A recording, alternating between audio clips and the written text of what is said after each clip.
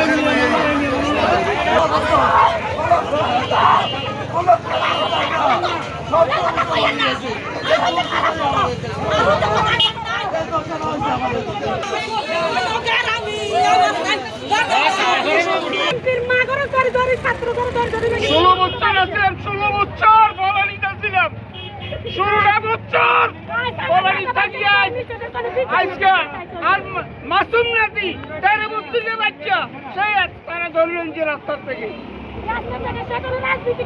কোন রাজনীতি করে না, বাইরে ঘুরবে সে চাকরি করে, ছোট বাচ্চা